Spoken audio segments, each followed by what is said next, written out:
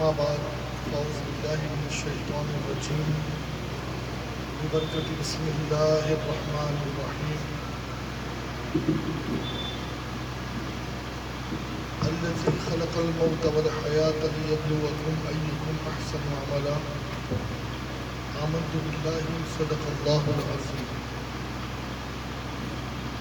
السلام علیکم ورحمۃ اللہ تعالی وبرکاتہ. من اتبع الہدی. جس انداز سے درود و سلام میں پڑھاؤں میرے ساتھ مل کر کے پڑھ لے.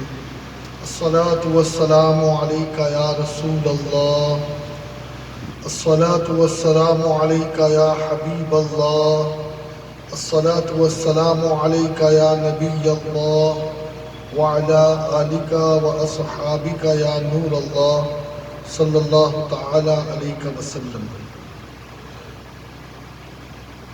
مجھ سے قبل آپ نے لوگوں کے تاثرات مرحوم کے حوالے سے سنے، اور میں انشاءاللہ شارٹ ٹائم میں کچھ خاص باتیں جس کا مجھے حکم دیا گیا ہے وہ آپ کے ساتھ شیئر کرنے کی کوشش کروں گا. سب سے پہلی چیز تو یہ کہ خلق خدا جو ہے وہ نقار خدا ہوتی ہے، یعنی لوگوں کی زبان سے نکلے ہوئے جملے ہی مالک کے جملے ہوتے ہیں. ایک مرتبہ پیغمبر محمد صلی اللہ علیہ وسلم پروفٹ بیٹھے ہوئے تھے، ایک جنازہ گیا تو لوگوں نے اس جنازے کی تعریف کی. پروفٹ محمد صلی اللہ علیہ وسلم نے کہا کہ اس پر لازم ہو گئی، کمپلسری ہو گئی. پھر تھوڑی دیر بعد ایک جنازہ گیا، لوگوں نے مرحوم کی برائی کی تو پروفٹ محمد صلی اللہ علیہ وسلم نے کہا کہ اس پر لازم ہو گئی، اس پر ضروری ہو گئی، اس پر کمپلسری ہو گئی. تو جو ان کے کمپینین تھے صحابہ، انہوں نے پروفٹ سے عرض کی کہ پروفٹ یہ بتائیں کہ آپ نے دونوں کے لیے ایک ہی شبد استعمال کیا جس کی لوگوں نے تعریف کی، اس مرتق کے بارے میں بھی آپ نے یہی کہا کہ اس پر کمپلسری ہو گئی، اور جس کی لوگوں نے برائی کی اس کے لیے بھی آپ نے یہی کہا کہ اس پر کمپلسری ہو گئی. تو پروفٹ نے کہا کہ جس کی لوگوں نے تعریف کی اس پر سورگ لازمی ہو گئی، اور جس کی لوگوں نے برائیاں کی تو اس پر نرک لازمی ہو گئی. اس لیے کہ جو لوگوں کے مشاہدات ہیں، جو لوگ آئی وٹنس ہوتے ہیں، وہی اصل میں انسان کی زندگی جانتے ہیں. اور دیکھیں اس وقت ڈاکٹرز کی کمی نہیں ہے پوری دنیا میں. آج تو 40 لاکھ روپیہ دینے کے بعد بھی ایڈمیشن نہیں ہو پا رہے MBBS میں.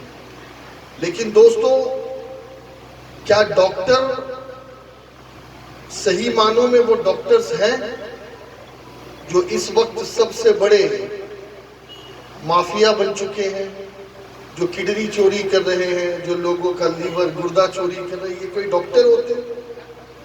ڈاکٹر کہتے کسے ہیں؟ اور اصل میں اس کی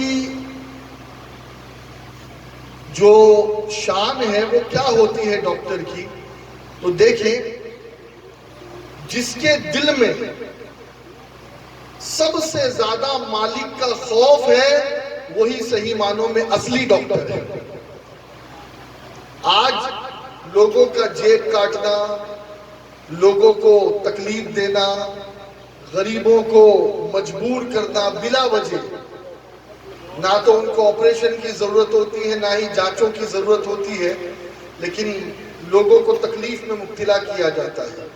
اصل معنوں میں ڈاکٹر کون ہے؟ اب دیکھیں، پروفٹ صلی اللہ علیہ وسلم فرماتے ہیں کہ قیامت کے دن ایک بندہ اللہ رب العزت کے حضور، مالک کے حضور آئے گا، تو مالک کہے گا میں بھوکا تھا، تو نے مجھے کھانا نہیں کھلایا، میں پیاسا تھا، تو نے مجھے پانی نہیں پلایا، میں بیمار تھا، تو مجھے دیکھنے نہیں آیا۔ تو وہ جو بندہ ہوگا وہ مالک سے عرض کرے گا، مالک تو مالک ہے، تو بیمار ہونے سے، بھوکا ہونے سے، پیاسا ہونے سے پاک ہے، تیری ذات بڑی ہے، تو کیسے بھوکا ہوگا؟ تو پوری دنیا کو پانی پلاتا ہے، تو کیسے بھوکا ہوگا؟ تو پوری دنیا کو کھانا کھلاتا ہے، پوری دنیا کو تو ہر مریض کو، ہر پیشنٹ کو تو شفا دیتا ہے، تو کیسے بیمار ہوگا؟ تو اس وقت اللہ نے فرمایا تھا، اے بندے تجھے یاد ہے فلاں دن فلاں پیشنٹ کی خبر تیرے سامنے آئی تھی، اگر تو اس پیشنٹ سے ملنے جاتا تو تو مجھے پاتا، فلاں دن فلاں بھوکا تیرے سامنے آیا تھا، اگر تو اسے کھانا کھلاتا تو تجھ سے میری ملاقات ہو جاتا، فلاں دن فلاں پیاسا تیرے پاس آیا تھا، اگر تو اس سے ملتا تو مجھ سے ملاقات۔ اور دیکھیے یہ جو ڈاکٹری کا پیشہ ہے، یہ میں آپ کو بتاؤں، ہمارے نبی کی حدیث ہے، حدیث کہ جب بھی کسی مریض کے پاس جاؤ تو وضو کر کے جاؤ۔ جو مسلمان ہیں وہ تو اس کو سمجھ رہے ہیں، جو دوسرے بھائی بیٹھے ہیں میں ان کو بتاؤں کہ دیکھیے ہمیں جب قرآن کو ہاتھ لگانا ہوتا ہے تو وضو، ایبلوشن جس کو کہتے ہیں، وہ کمپلسری ہوتا ہے، منہ دھونا، ہاتھ دھونا، مسح کرنا، پیر دھونا۔ نماز پڑھنا ہے، مسجد میں جانا ہے تو ہم بغیر وضو کے نماز نہیں پڑھ سکتے، قرآن کو نہیں چھو سکتے، کعبے کا طواف نہیں کر سکتے، اس کے لیے وضو کمپلسری ہے۔ لیکن ہمارے پروفٹ کہہ رہے ہیں کہ جب کسی مریض کے پاس جاؤ، کسی پیشنٹ کے پاس جاؤ، اس کو پوچھنے کے لیے، تب بھی وضو کرو۔ بات سمجھ میں نہیں آئی؟ یہاں تو قرآن نہیں پڑھنا ہے، نماز نہیں پڑھنا ہے، یہ تو پیشنٹ ہے، یہ تو مریض ہے، اس کے پاس وضو کرنے کے لیے وضو کر کے کیوں جائے؟ تو صوفیہ کہتے ہیں بات یہ ہے کہ وہ پیشنٹ کے پاس بظاہر تو جو جا رہا ہے تو اس پیشنٹ کے روپ میں تجھے اللہ سے ملاقات ہوگی، تو اپنے رب سے ملے گا۔ اور دیکھیں اس وقت کے جو حالات ہیں،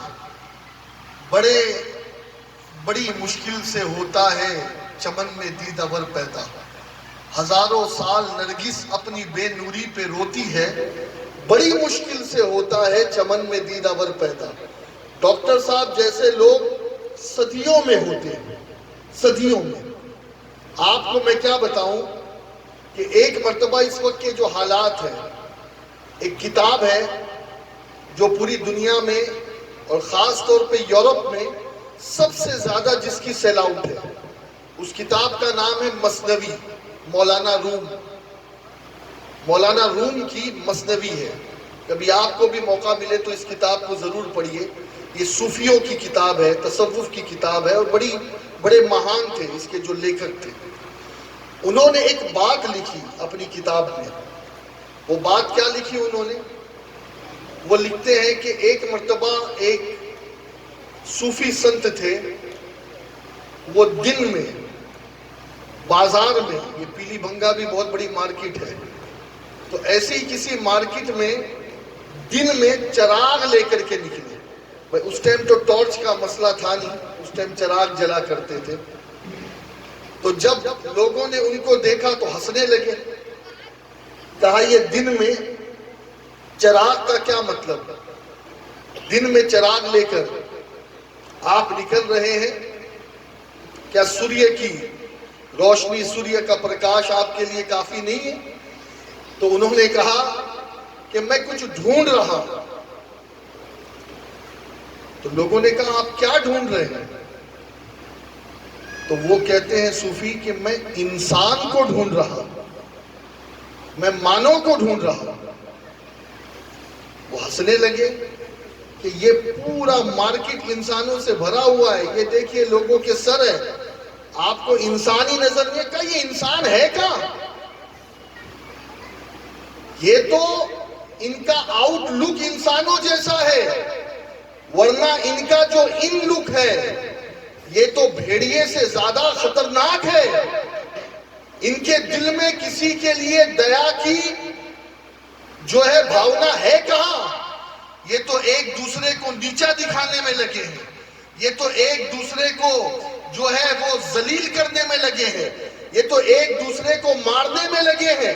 اور پھر انہوں نے ایک بڑی پیاری بات کی، انہوں نے کہا کہ آپ جانتے ہو انسان کسے کہتے ہیں؟ انہوں نے کہا انسان اسی کو کہتے ہیں جو دوسروں کے کام آئے، انسان اسی کو کہتے ہیں جو دوسروں کے کام آئے۔ اور پھر انہوں نے ایک مثال دی، انہوں نے کہا مارکیٹ میں ایک لکڑی بکتی ہے جسے ہود کی لکڑی کہتے ہیں، آسام وغیرہ میں اس کی کافی، پوری دنیا کے باہر بھی یہ لکڑی جاتی ہے۔ تو کہا یہ جو ہود کی لکڑی ہے کہیں تو یہ لاکھوں روپیہ کلو بکتی ہے، اور ایک اسی کی طرح دکھنے میں لکڑی ہے، اس کو لوگ کچرے میں پھینک دیتے ہیں، ڈسٹ بین میں ڈال دیتے ہیں، اس کو جلاتے ہیں۔ دیکھنے میں لکڑی دونوں ہے، دونوں لکڑی جیسے ہی ہے، لیکن ایک لکڑی لاکھوں میں بکتی ہے، ایک لکڑی جلائی جاتی ہے۔ تو فرق کیا ہے؟ وہ کہتے فرق یہ ہے کہ جس لکڑی سے خوشبو آتی ہے اس لکڑی کو لاکھوں میں خریدا جاتا ہے، اور جس لکڑی سے خوشبو نہیں آتی وہ جلا دی جاتی ہے۔ کہ اسی طریقے سے یہ آنکھ، یہ کان، یہ دماغ، یہ وائٹ کپڑے، یہ اسی وقت کام کے ہیں جب دل بھی صاف ہو، جب چرتر سے خوشبو آئے، جب چرتر پاک ہو۔ اور اگر آدمی کا چرتر پاک نہیں ہے تو پھر یہ آنکھ کسی کام کی نہیں، یہ ہاتھ کسی کام کا نہیں، یہ سفید کپڑے کسی کام کے نہیں، یہ سب بیکار ہے۔ اور میں آپ کو کیا بتاؤں، ایک بزرگ تھے صوفی سنت، ان سے کسی نے پوچھا یہ بتاؤ کہ کتے کی دم اچھی ہے یا تمہاری داڑھی؟ تو انہوں نے جواب دیا تھا، سچے لوگ تھے، کہا اگر میں مانوتا کی خدمت کر کے اس دنیا سے جاتا ہوں نا تو پھر میری داڑھی اچھی ہے، اور اگر میں مانوتا کی خدمت نہ کر سکا تو پھر یہ کتے کی دم اچھی ہے۔ اور میں آپ کو کیا بتاؤں، اگر آپ حدیث اٹھا کر کے دیکھیں جو پروفٹ محمد صلی اللہ علیہ وسلم کی سینس ہے، پروفٹ فرماتے کہ ایک عورت تھی، اس عورت کو جہنم میں ڈالا گیا۔ وجہ کیا تھی؟ وجہ یہ تھی کہ ایک بلی کو، کیٹ کو اس نے اپنے گھر میں باندھ دیا، اور اس بلی کو اس نے کھانا نہیں دیا، اور وہ بلی یوں ہی مر گئی۔ تو اس بلی کی وجہ سے اس عورت کو جہنم میں ڈالا گیا، نرک میں ڈالا گیا۔ لیکن وہیں پر ایک ایسی عورت تھی کہ جس کا کیریکٹر بہت اچھا نہیں تھا، لیکن وہ ایک راستے سے گزر رہی تھی، تو اس نے دیکھا کہ جو راستے میں ایک کتا ہے، کتا، اور وہ کتا پیاس کی وجہ سے تڑپ رہا ہے، کنویں میں پانی نیچے ہے، وہ کتا وہاں تک پہنچ نہیں پا رہا ہے۔ تو اب اس عورت نے اپنے موزے سے پانی نکال کر کے اس کتے کی جان بچائی، تو اللہ نے، مالک نے اس عورت کو کتے کی جان بچانے کی وجہ سے جنت عطا فرمائی، سورگ عطا فرمائی۔ میں یہ کہتا ہوں، ارے جو ایک جانور کی جان بچائے اسے سورگ مل سکتی ہے، تو جس نے ہزاروں انسانوں کی جان بچائی تو مالک اسے سورگ کیوں نہیں عطا فرمائے گا؟ اور ایک چیز ہمیشہ یاد رکھیں، دھرم کسے کہتے ہیں؟ What is the definition of religion? داڑھی رکھنے کا نام ریلیجن ہے،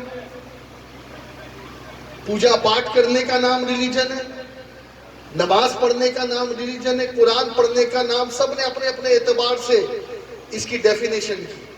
لیکن آج میں پروفٹ محمد صلی اللہ علیہ وسلم نے جو دھرم کی پریبھاشا ہمیں سمجھائی ہے، جو ڈیفینیشن، جو دھرم کا ارتھ ہمیں بتایا ہے، وہ میں آپ کے سامنے رکھنا چاہتا ہوں۔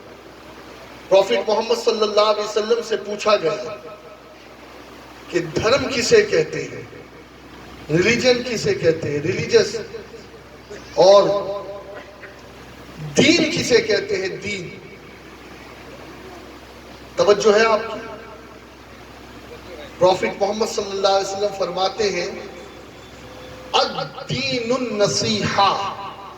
یہ عربی کے الفاظ ہیں جو میں نے کوٹ کیے. اس کا ٹرانسلیشن کیا ہوتا ہے؟ پروفٹ محمد صلی اللہ علیہ وسلم سے پوچھا گیا کہ دھرم کیا ہے، تو پروفٹ نے نماز نہیں کہا، روزہ نہیں کہا، حج نہیں کہا، زکوٰۃ نہیں کہا، داڑھی رکھنا یا حجاب پہننا نہیں کہا. پروفٹ نے جواب دیا لوگوں کا بھلا کرنا یہی دھرم ہے. لوگوں کا بھلا کرنا، لوگوں کے پرتی اچھی بھاونائیں رکھنا، لوگوں کی خدمت کرنا. اور دیکھیے ہم سب چاہتے ہیں کہ ہم پرماتما سے ملے، ایشور سے ملے، اور اس حال میں ملے کہ ہمارا رب، ہمارا مالک ہم سے خوش ہو. آپ جانتے ہیں صوفیہ کہتے ہیں کہ مالک سے ملنے کے بہت سارے راستے، بہت سارے راستے، لیکن سب سے شارٹ کٹ وے، بائی پاس وے جو مالک سے ملنے کا ہے وہ یہ ہے کہ مالک کے بندوں کی خدمت کرو، تمہیں مالک مل جائے. مالک کے بندوں کی خدمت کرو. اور سنیے میں آپ کو کیا بتاؤں، مالک خود کہتا ہے کہ جس نے کسی بیمار کو پوچھا نا تو گویا وہ مجھے پوچھنے آیا ہے. جس نے کسی بھوکے کو کھانا کھلا دیا گویا اس نے مجھے کھانا کھلایا، جبکہ مالک ان چیزوں سے پاک ہے. اور جانتے ہو آپ آج ہم کبھی 2 روپیہ 10 روپیہ 100 روپیہ کسی غریب کے ہاتھ میں دیتے ہیں.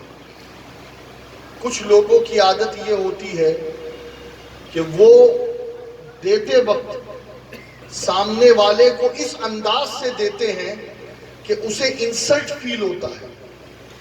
بڑی معذرت کے ساتھ ایک بات کہوں، معافی کے ساتھ، آج تو کچھ این جی اوز کام کرتی ہے لیکن وہ این جی اوز فوٹو کھنچوا کر کے اخبار میں جب آتا ہے نا تو یقیناً آپ کے این جی او کا نام ہوتا ہے، آپ نے جنہیں بلایا ہے، جو راشن کا پیکج بانٹ رہا ہے اس کا نام ہوتا ہے.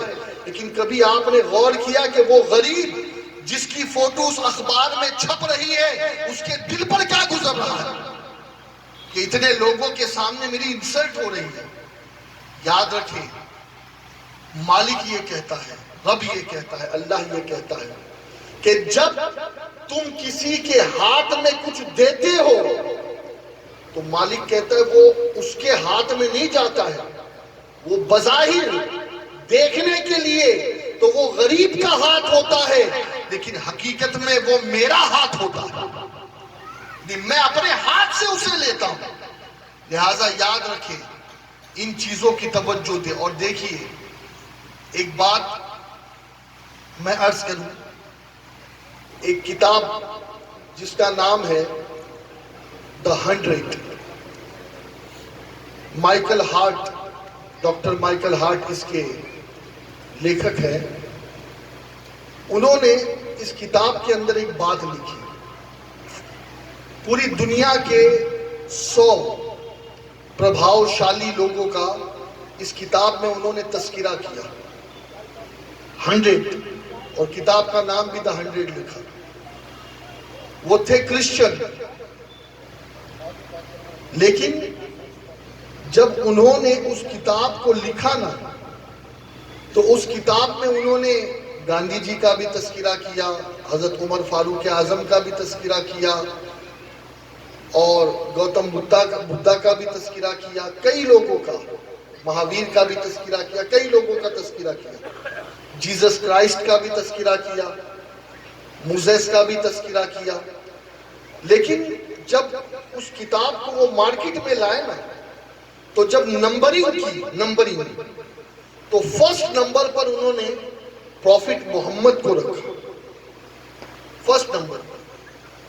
تو کچھ کرسچنز ان کے پاس پہنچے.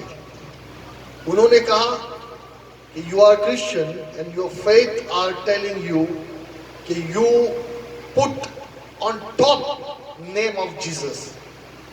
یہ تیرا ایمان یہ کہتا ہے کہ جیسس ٹاپ پہ ہونا چاہیے اس لیے کہ یو آر کرسچن. لیکن تو کرسچن ہونے کے بعد بھی تو نے پروفٹ محمد کے نام کو اتنا اوپر کیوں رکھا؟ وہ کہتا ہے کہ بات یہ ہے کہ میں نے ان پورے 100 لوگوں کی زندگی پڑھی جن کے بارے میں نے لکھا، لیکن سب کی زندگی پڑھنے کے بعد پروفٹ محمد کی زندگی جب میں نے پڑھی تو ایک ایسا واقعہ، ایک ایسی سٹوری میں نے ان کی لائف کی پڑھی کہ اس سٹوری نے مجھے جھنجلا کر رکھ دیا. میرے رونگٹے کھڑے ہو گئے، میرے بال کھڑے ہو گئے، اور میں مجبور ہو گیا کہ میں 99 لوگوں کو نیچے رکھوں گا اور پروفٹ محمد کو ٹاپ پر رکھوں گا. اس سے پوچھا گیا بھئی ایسا کون سا واقعہ، کون سی سٹوری تو نے پڑھی ہے پروفٹ محمد صلی اللہ علیہ وسلم کی لائف میں؟ اب ذرا غور سے سننا، یہ میں کسی مسلم کی بات نہیں کر رہا، مسلم تو کرے گا ہی اپنی بات، یہ ایک کرسچن کی بات کر رہا ہوں. اس نے کہا کہ ایک مرتبہ پروفٹ محمد صلی اللہ علیہ وسلم ایک گارڈن میں بیٹھے ہوئے تھے. توجہ سے سنو، کہاں بیٹھے تھے؟ گارڈن میں. اور اس گارڈن کے اندر کچھ بچے کھیل رہے تھے.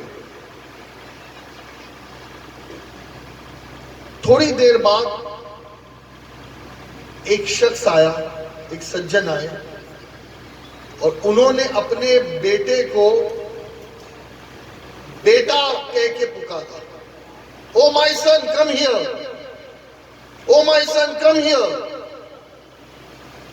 تو پروفٹ محمد نے اسے سٹاپ کیا، کہا بیٹا کہہ کے مت بلا، اس کا نام لے کر بلا، جو بھی اس کا نام ہو، سلیم ہو، عبداللہ ہو، کیلاش ہو، جو بھی نام ہو، نام لے کے بلا.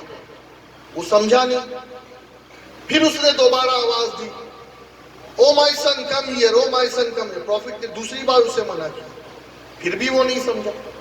جب تیسری بار اس نے آواز دی oh my son come here, تو پروفٹ نے اسے پکڑ کر بٹھا دیا اپنے ساتھ اور کہا سن، میں تجھے کیوں روک رہا ہوں، اس کی وجہ سمجھ. اس نے کہا میرا بیٹا ہے، میں بیٹا کہہ کے اگر اپنے بیٹے کو پکاروں تو اس میں حرج کیا ہے؟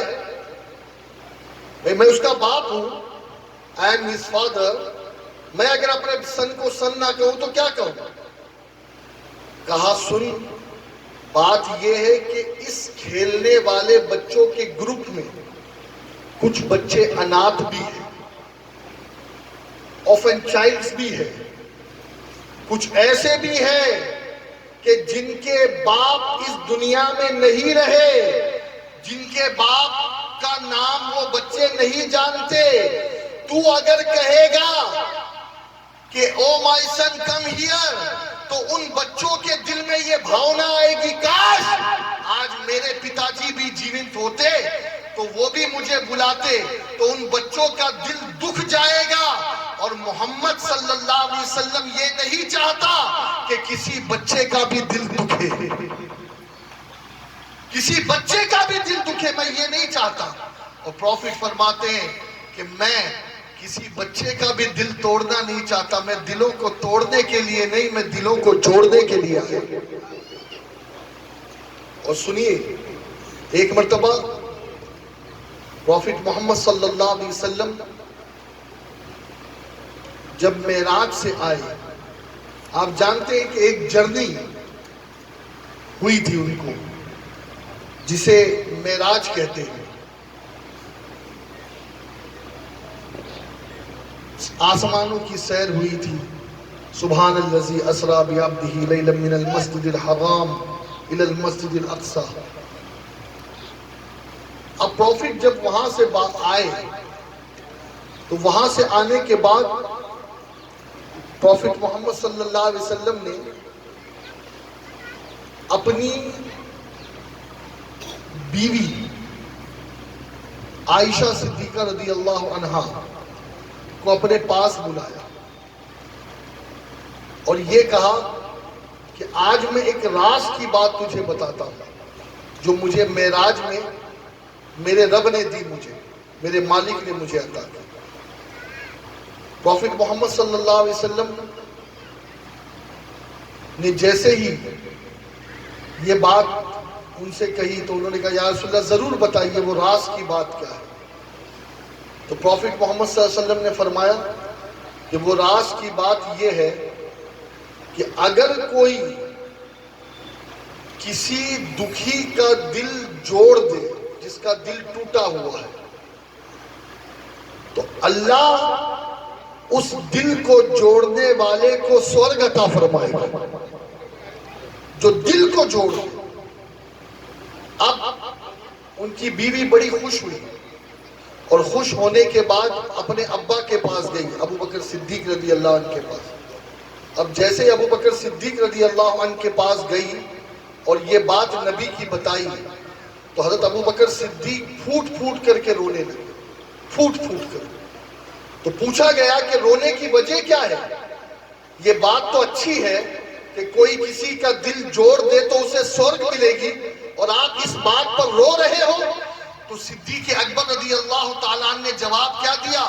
کہا بیٹی ذرا اسے الٹا بھی تو پڑھو، ذرا اسے الٹا بھی تو سمجھو۔ کہا بیٹی ابا سمجھی نہیں۔ کہا پروفٹ نے یہ کہا کہ جو دل جوڑ دے اسے سورگ ملے گی، تو یہاں یہ بھی پتا چلا کہ اگر کوئی کسی کا دل توڑ دے تو اسے نرک میں جانا پڑے گا۔ آج دوستو اصل چیز یہی ہے، ہم دلوں کے معاملات کو نہیں جانتے۔ آپ جانتے ہیں صوفیہ کہتے ہیں کہ کسی کا دل توڑنا اتنا بڑا پاپ ہے، اتنا بڑا پاپ ہے کہ کوئی آدمی، ہم تو مندر اور مسجدوں کے جھگڑوں میں پھنسے پڑے ہیں، اللہ کرے کہ ہم اس سے نکلیں۔ صوفیہ کہتے ہیں کہ اگر کسی نے کسی کا دل توڑ دیا تو 1000 بار کعبے کو توڑنا اتنا بڑا پاپ نہیں ہے جتنا بڑا پاپ یہ ہے کہ آپ کسی منشیہ کے دل کو توڑ دیں۔ آج ہم اس چیز کی طرف توجہ ہی نہیں دیتے کہ ایک انسان کی عزت، ایک انسان کا احترام، ایک انسان کی رسپیکٹ۔ ہمارے پروفٹ محمد صلی اللہ علیہ وسلم کے سامنے سے ایک جنازہ گیا، وہ کھڑے ہو گئے تو کسی نے آ کر کہا پروفٹ یہ مرنے والا مسلمان نہیں تھا؟ تو پروفٹ نے کہا چپ، انسان تو تھا، انسان تو تھا۔ آج لوگوں کے دلوں کو جوڑنا، لوگوں کے دلوں کا خیال رکھنا۔ اور دیکھیے ٹائم میرے پاس بہت زیادہ نہیں ہے، 2 اور باتیں بتا کر کے میں اپنی گفتگو کو کنکلوڈ کروں۔ آپ کافی دیر سے بیٹھے ہیں، مجھے آپ کا بھی احساس ہے بیٹھنے کا۔ ایک بہت بڑے صوفی سنت گزرے ہیں، ان کا نام ہے سید احمد کبیر رفاعی۔ عراق بصرہ کے پاس ان کا مزار ہے، میں بھی گیا ہوں ان کی شرائن پر، مزار پر۔ ان کی عادت یہ تھی کہ جو محلے میں کتے ہوتے تھے نا، ڈاگس، ان سے بڑی محبت کرتے تھے۔ بلکہ ایک مرتبہ ایک کتے کو خارش کی بیماری ہو گئی تو گاؤں والوں نے اس کتے کو جنگل میں ڈال دیا۔ تو یہ گئے اور جنگل میں انہوں نے ایک مکان اپنے لیے بنایا، ایک اس کتے کے لیے بنایا، اور پورا ٹریٹمنٹ کیا جب تک کہ وہ کتا اچھا نہیں ہوا جو جڑی بوٹی لگانی تھی۔ جب وہ کتا اچھا ہوا تو پھر 1 مہینے بعد، 2 مہینے بعد، جتنی بھی دن لگے، پھر وہ اس کتے کو لے کر کے سٹی میں آئے۔ ایسے لوگ بھی گزرے۔ آج تو ہم انسانوں کی قدر نہیں کرتے، وہ جانوروں کے پرتی ایسی بھاونائیں رکھتے تھے۔ اب ایک مرتبہ نماز کے لیے وہ جا رہے تھے. آپ جانتے ہیں یہاں پر کھیتی باڑی ہوتی ہے, سب شیتکاری کاشتکاری لوگ ہیں, تو کبھی کبھی جب پانی وغیرہ ڈالتے ہیں ہم کھیت میں تو ایک راستہ ہوتا ہے, نیچے بھی کیچڑ ہوتا ہے, یہاں بھی کیچڑ ہوتا ہے. تو وہ ایک مرتبہ اسی راستے سے گزر رہے تھے, سید احمد کبیر رفاعی. توجہ سے سننا میری بات.